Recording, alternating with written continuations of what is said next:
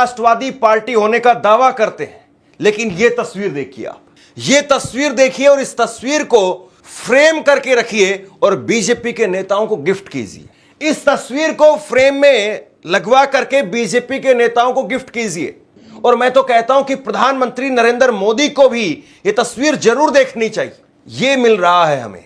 पहलगाम हुआ, पहलगाम में हमारे 26 लोग मारे गए और उसके बाद में सरकार ने कहा कि ऑपरेशन सिंदूर हुआ, सफलतापूर्वक हुआ और ऑपरेशन सिंदूर जारी है, यह कहा सरकार ने। और अब देखिए, ऑपरेशन सिंदूर जब जारी है तो क्रिकेट भी जारी है, खेल जारी है और उधर जो है वो खून बहा था। और उसके बाद में इस तरीके से फोटो पकड़, इस तरह से बैट पकड़ करके फोटो खिंचवाई जा रही है, राइफल की तरीके से फोटो को, बैट को रखा हुआ है। यह जो है वो आज की तस्वीर है, सबसे बड़ी तस्वीर। और इस तस्वीर को प्रधानमंत्री नरेंद्र मोदी, जैसे वो शहीदों की फोटो लगवाते हैं अपने पीछे और रैली में जाते हैं, फिर वोट भी मांगते हैं, मुझे लगता है कि यह तस्वीर बीजेपी के मंच पर लगनी चाहिए, जिस मंच पर प्रधानमंत्री नरेंद्र मोदी खड़े होकर के बिहार में वोट मांगेंगे।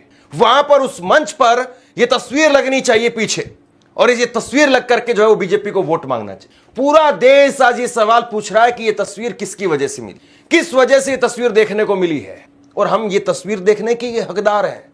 क्या ये तस्वीर देखने के लिए हम क्रिकेट। अस्सलाम वालेकुम दोस्तों, जैसे कि क्रिकेट के मैच से मालूम हुआ है कि जंग में पाकिस्तान तो जीत चुका है और उसमें क्रिकेट में हारने के बावजूद भी पाकिस्तानी खिलाड़ी कैसे बार बार कभी बंदूक बनाकर बैट को, कभी जहाज़ त्यारे गिराने के तरीके बताकर या त्यारे गिरा कर दिखा रहे हैं, जिससे भारतीय खिलाड़ियों, शौकीन और आवाम में काफ़ी नाराज़गी पाई जाती है।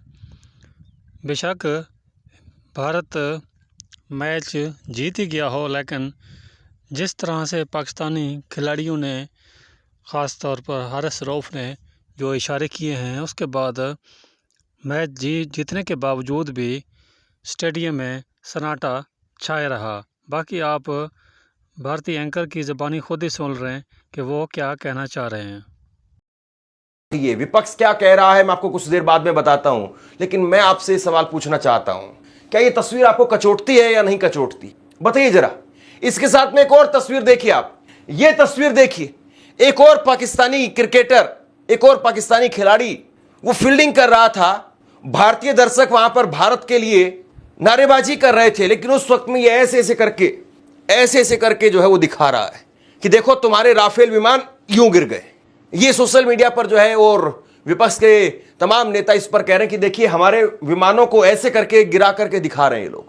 पाकिस्तान तो वैसे भी कह रहा है कि हमने इनके 6 विमान गिरा दिए। एक और तस्वीर जो है, ये भी तस्वीर जो है वो कल की ही बताई जा रही है, हालांकि कल की है या पहले की है ये, लेकिन ये तस्वीर देखिए, ये ऐसे करके क्या इशारा है, ये समझ से परे है। सबसे बड़ी बात यह है कि ये तस्वीर जब निकल करके सामने आई है, और मैं आपको एक जागरण अखबार की आज की हेडलाइन दिखा रहा हूं, देखिए ये है दैनिक जागरण अखबार। सरकार का समर्थक माना जाता है ना, लेकिन ये दैनिक जागरण अखबार वो भी बता रहा है कि पाकिस्तान पर जीत के बाद दूसरी बार भी सन्नाटा।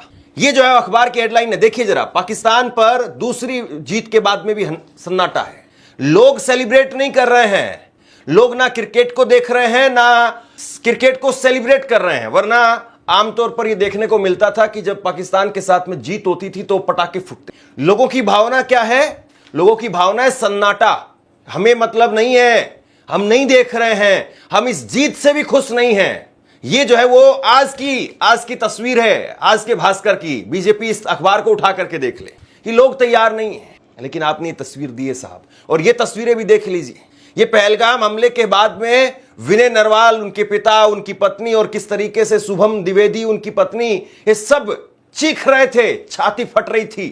और उस वक्त में देश यही कह रहा था कि इसका तो बदला लिया जाना चाहिए। और आज बदले में हमें क्या मिल रहा है, ये लोग सोशल मीडिया पर यह तस्वीर भी वायरल कर रहे हैं। लोग कह रहे हैं कि हमारी सेना, उसके अंदर हिम्मत है, ताकत है, हमारी सेना मुंह तोड़ जवाब दे सकती है इस तरह की हरकत करने वाले लोगों का। लेकिन क्या सरकार, और बताइए जरा, हो पाएगा क्या? सीज फायर हो गए। मैं प्रतिक्रियाएं आपको बताता हूं। डॉक्टर रागिनी नायक कांग्रेस की प्रवक्ता हैं, उन्होंने लिखा कि मोदी और अमित शाह के कारण क्या क्या दिन देखने पड़ रहे हैं। जय शाह की दुकानदारी चलाने के लिए इस पाकिस्तानी को इशारतन बंदूक चलाने दी है। लानत है, लानत है, लानत है।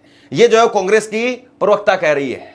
कुणाल शुक्ला वो लिख रहे हैं कि आतंकवादी देश के क्रिकेट खिलाड़ी ने बल्ले को बंदूक बना करके आखिरकार बता ही दिया कि खून और क्रिकेट एक साथ चलेंगे। पर धन और धंधे के लिए बेकरार भारत सरकार और बीसीसीआई, जिसने पहलगाम के आतंकवादी हमले को भुला दिया, उसे इस बात का कोई मतलब नहीं है। धंधा तो चलता रहना चाहिए, भले ही जनता का खून बहता रहे। यह प्रतिक्रिया निकल करके सामने आ रही है। दिव्या मदेरना वो लिख रही हैं कि मोदी जी, क्या इसी दिन के लिए मैच करवाया गया है? पाकिस्तान का खिलाड़ी बंदूक चलाने के अंदाज में बैट दिखा रहा है। क्या पहलगाम के शहीदों और उनके परिवारजनों समेत देश को यही दिखाना चाहते थे आप? यह बेहद शर्मनाक है। संजय राउत वो लिखते हैं कि इसके लिए कौन जिम्मेदार है? जय भाई, जय भाई, जय भाई को भारत रत्न मिलना चाहिए।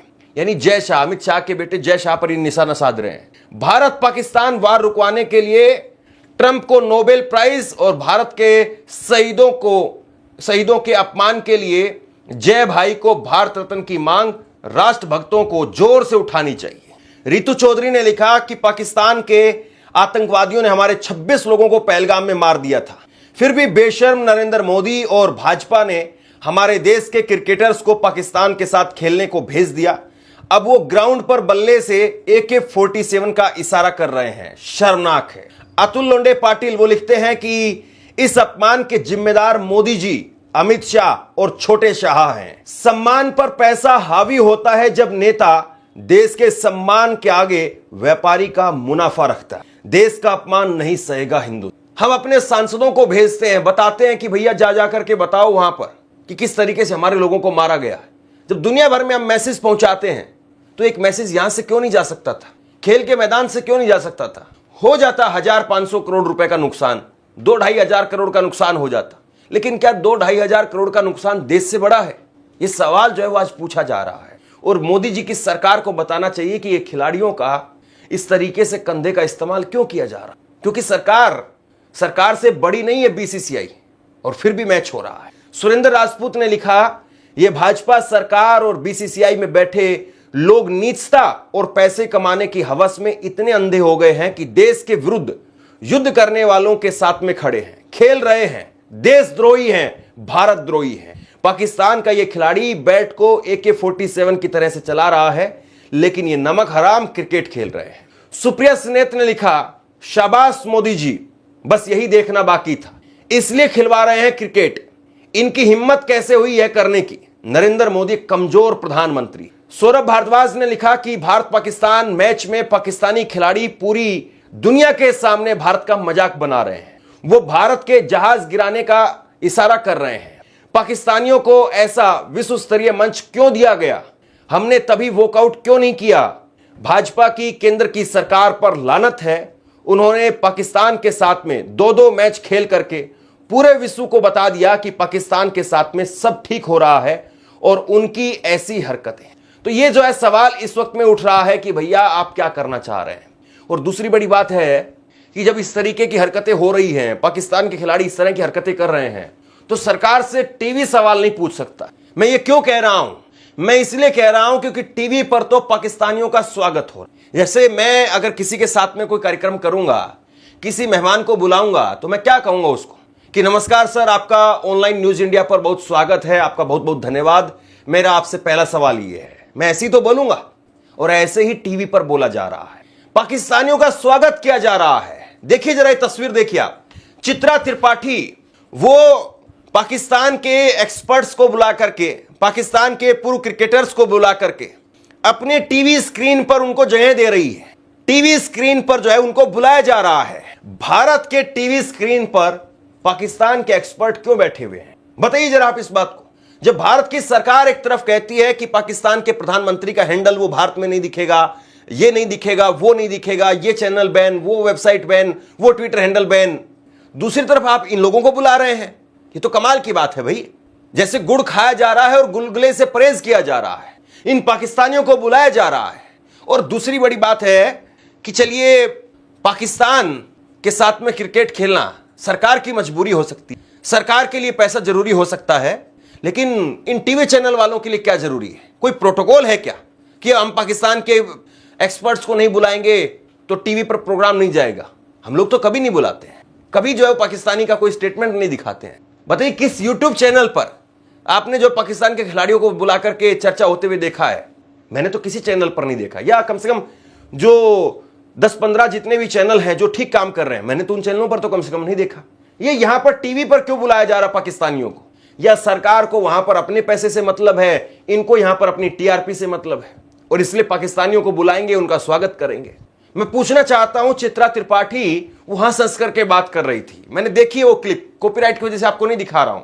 हंस हंस करके बात कर रही थी कि हमारे यहां पर तो सूर्य ग्रहण लग रहा है, आपके यहां पर ऐसा वैसा। कमाल की जो है तुकबंदियां, कमाल की जो है बयानबाजी, और कमाल से जो है वो हंस रही है वो पाकिस्तानी को बुला करके। बुलाया ही क्यों है पाकिस्तानी को? और ये अर्नब गोस्वामी जैसे लोग बुलाते हैं, फिर उसके बाद गाली देते हैं। फिर उधर से पाकिस्तान से एक वीडियो बन करके आता है, पाकिस्तानी खुलासा करते हैं कि अर्नब गोस्वामी हमें बुला करके वो कहता है कि पहले तुम भारत को एक गाली दो। ऐसे कई वीडियो जो है वो पाकिस्तान से भी आए कि तुम जो है एक बार पाकिस्तान को गाली दो और उसके बाद में हम पाकिस्तान को फिर कई देर तक गाली देंगे, काफी देर तक गाली देंगे। ये मतलब कितना गंदापन है इनका, जरा सोचिए जरा। ठीक है धंधा है, लेकिन इतना भी बेकार थोड़ी ना होता है। देश से बड़ा धंधा थोड़ी ना होता है, देश से बड़ी टीआरपी थोड़ी ना होती है। कमाल की बात है। मैं कई ऐसे चैनल्स को देख रहा था जो टीवी पर, यूट्यूब पर, माफ कीजिए, यूट्यूब पर लाइव स्ट्रीमिंग करते हैं क्रिकेट मैच की।